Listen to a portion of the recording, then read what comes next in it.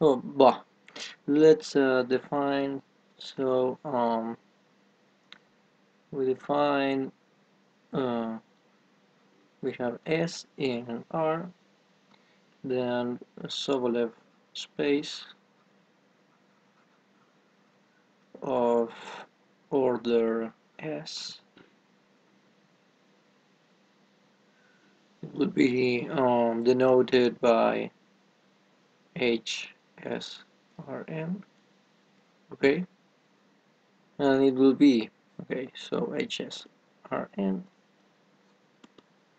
is functions in okay temperate distributions, Schwarz space, dual space of the Schwarz space. Okay, and this is lambda fs equal to 1 plus c squared s over 2 f transform. Okay, and this has to be in L2 Rn. Okay, and this is with the norm um,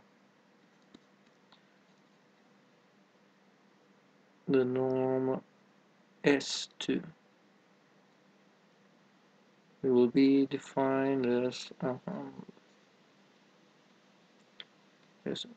norm S2. It will be the norm of what we define here, lambda S F and 2, because this is in L2. Okay. For example, if n is equal to 1 and fx is equal to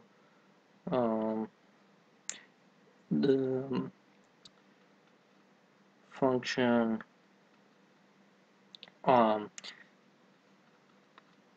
g minus 1 1 x. Okay, so if you calculate the transform,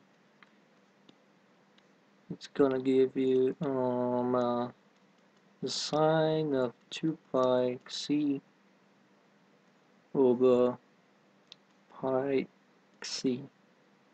Okay, so you can prove that this is in HS if S is less than 1/2. Okay, and you can prove that by just taking in consideration the definition. In this case, S over 2 multiplied by this sine 2 pi c pi c.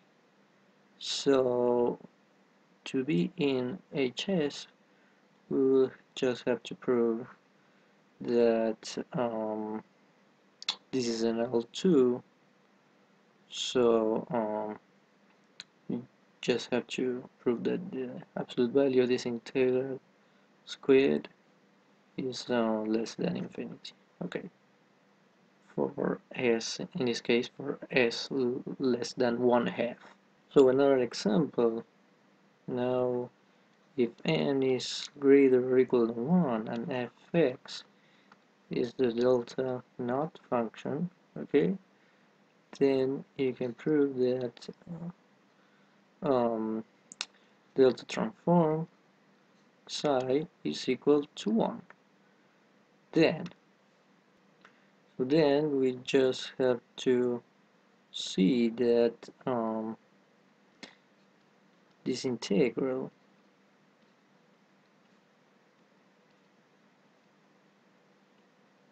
multiplied by f transform, in this case 1, okay, is an L2.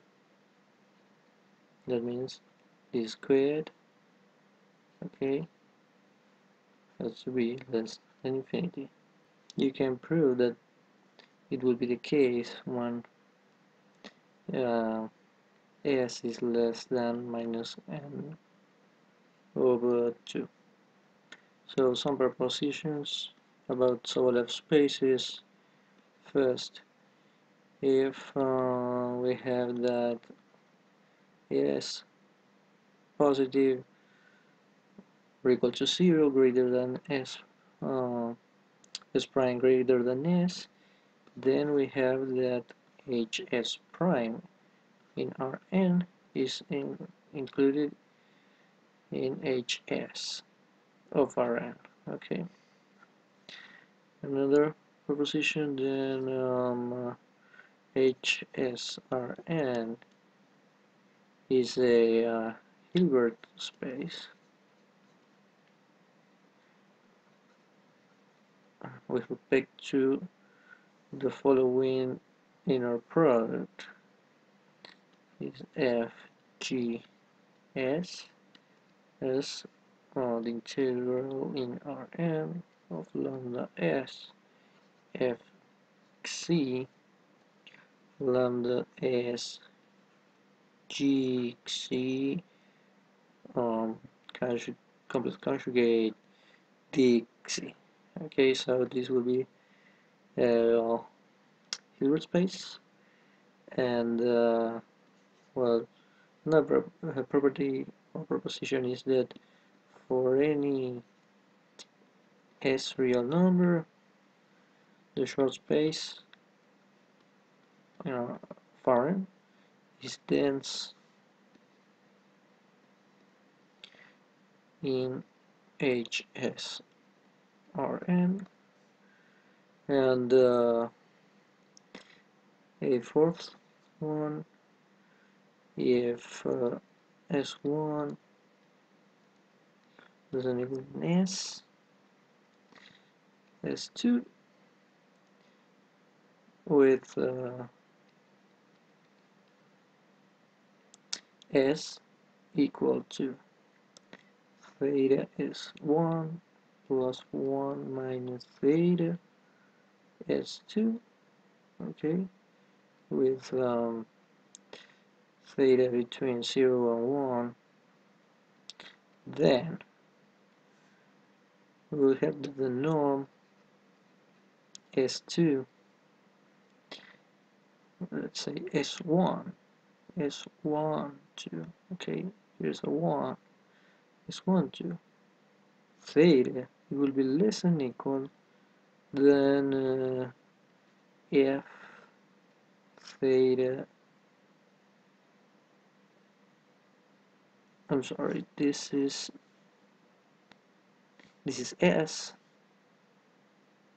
2 and this is 1 2, and now it will be f 1 minus theta and s2 2, and recall this is we already seen when we saw restudying theorem,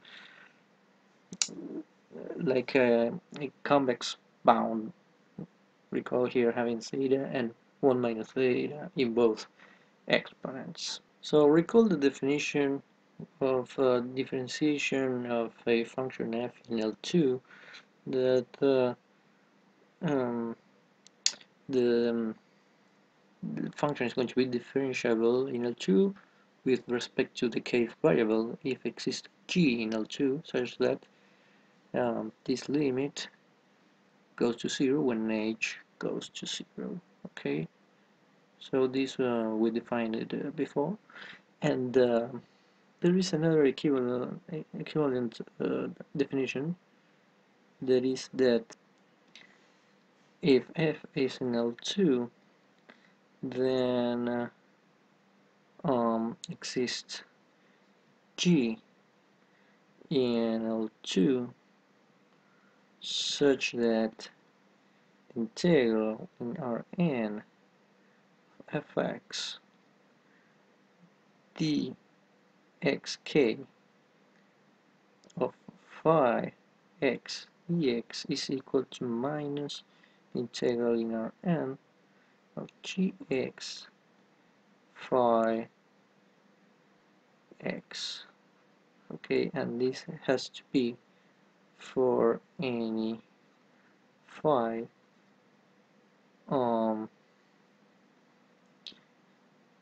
complex support Rn infinity. Okay, so this is a similar equivalent definition for the partial derivative of an f in L2 has to exist a g such that for any phi of C infinity not a complex support, it has to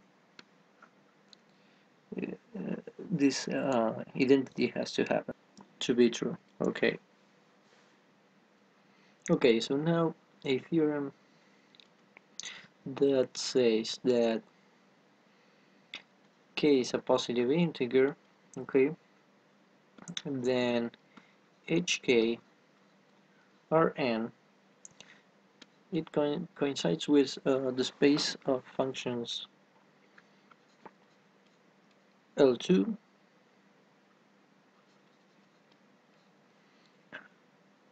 such that the derivatives in the distribution sense, let's say dx alpha f, also belongs to L2. Okay, and this is for every alpha. Okay, this alpha, and with okay, we'll denote alpha between bars as the sum of alphas, and this is less than or equal than k. And in this case, the norm that we defined before, k2, let's say now, and the norm defined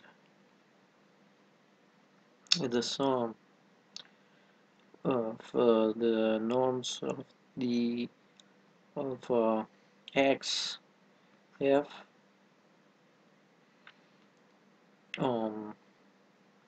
to the no norm this side like this. Okay, so the sum of the this is an x, this is an alpha, and it's the sum of all the derivatives, changing the quantity of the derivatives, the order, and so these two norms are equivalent. Okay, so an idea of the proof is to combine, well, first the formula that the transform of a derivative of a function f is equal to 2 pi I c f transform c. Okay, and combine this with the inequalities c alpha less than equal than ck less than equal than 1 plus c squared k over 2 less than equal than the sum of alpha less than equal than k c alpha. So using these inequalities and this formula, you can find a relationship between um, the two sets, the two norms. Okay, recall that here we have a sum, here we have a sum, and here appear some kind of lambda s. Okay,